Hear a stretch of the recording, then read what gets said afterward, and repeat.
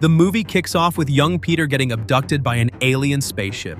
Fast forward 26 years and Peter's back, now a badass with superpowers taking on insane missions across the galaxy.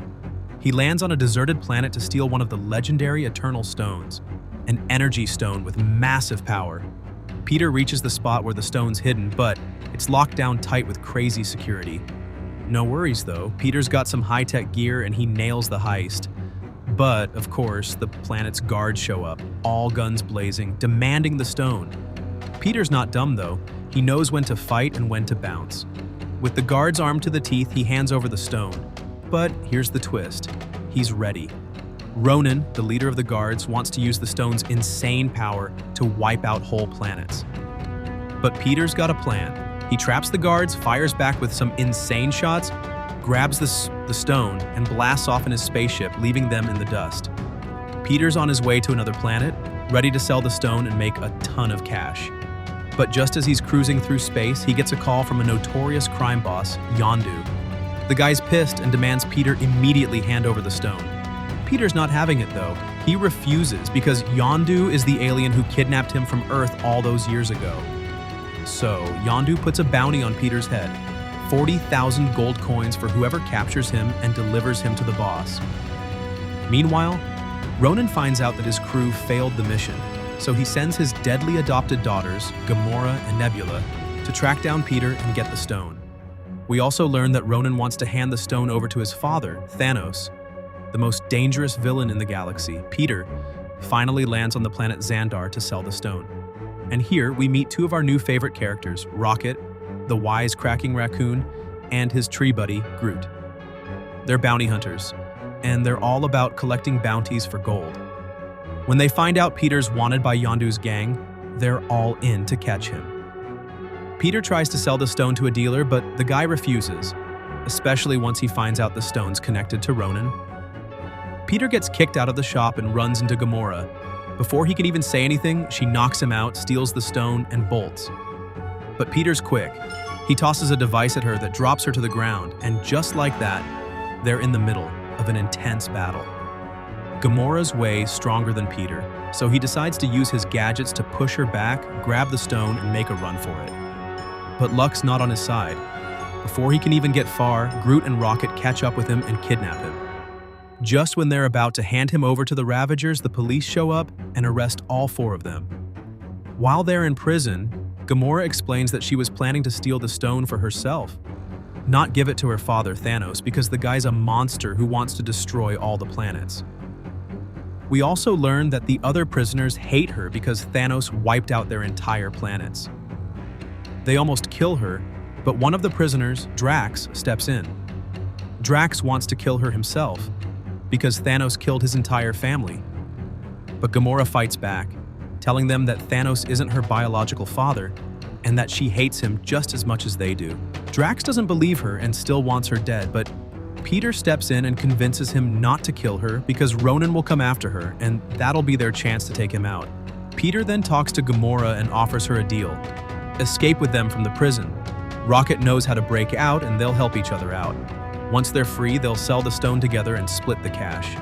Meanwhile, Ronan visits Thanos and tells him that his daughter's in prison, betrayed them, and wants to sell the stone for herself. Thanos orders Ronan to go back to the prison with Nebula and get the stone from her. Back at the prison, Rocket lays out their escape plan, create chaos to distract the guards and break free.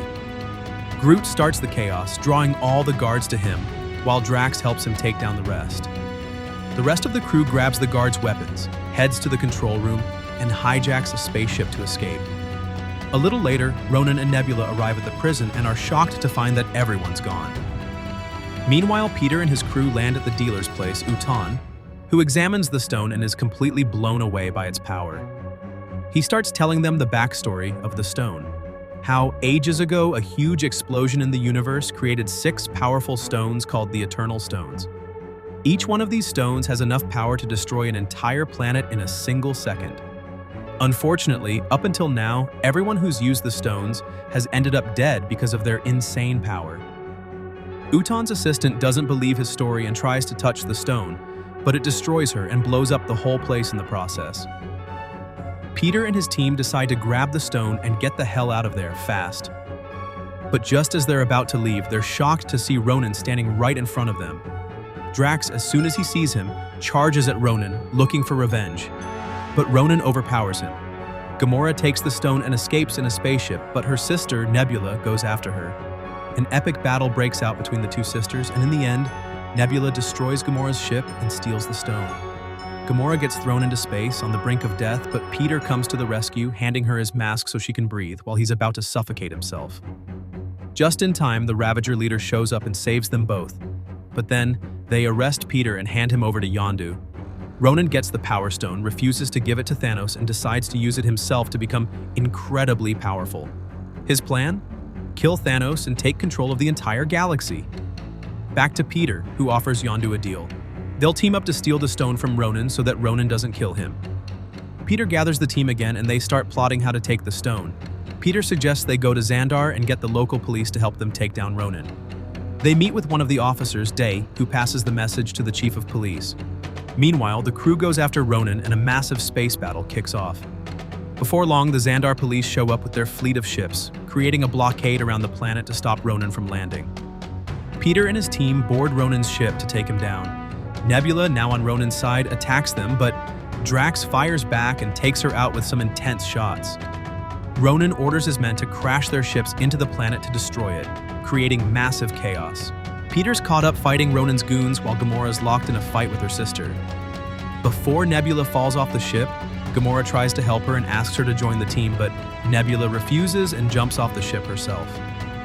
Seeing things spiral out of control, Ronan decides to use the Power Stone to obliterate all the ships and smash through the barrier surrounding his own ship. Peter shows up and fires a powerful missile at Ronan, but it doesn't even faze him. With one swift move, Ronan slams them to the ground. Ronan grabs Drax, about to finish him off, but just then, Rocket comes charging in at the last second, crashing into Ronan with his spaceship. Ronan's ship is destroyed and is about to crash into the planet, but Groot uses his tree branches to form a shield to protect them, even though it's going to cost him his life. Rocket's furious, telling Groot not to sacrifice himself for them. But Groot says his goodbyes, and with that, the ship crashes, destroying everything, and Groot dies with it. Sadly, Ronan's still alive. He crawls out of the wreckage, standing on the planet's surface, ready to use the Power Stone to obliterate the whole planet. But Peter won't let him. How? He starts dancing in front of Ronan, trying to distract him. Meanwhile, Rocket and Drax take advantage of the moment, shooting at Ronan's hammer with gunfire to knock it away from the stone, sending it flying into the air. Ronan rushes to grab it, but Peter jumps and catches it first. However, the stone's power is too much for Peter to handle, and he can't control it. But surprisingly, he doesn't die like the others who tried to use it. That's when the rest of the team steps in. Together, they all combine their strength, holding onto the stone as they focus their energy to control it. They manage to redirect its power at Ronan, killing him. In the aftermath, Gamora puts the stone into a metal orb to contain its power and protect the planet. Yondu shows up after the battle's over, congratulating them for their victory. He asks for the stone. Peter hands him the metal orb and Yondu takes it and walks away.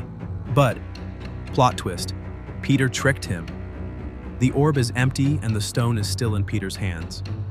This whole time, Rocket's been mourning the loss of his friend Groot, still crying over his death. In the end, Peter and the crew go to turn the stone over to the police for safekeeping, to protect it from Thanos. The police chief tells Peter that he's not fully human, that he's a unique alien, one of the oldest beings in the universe.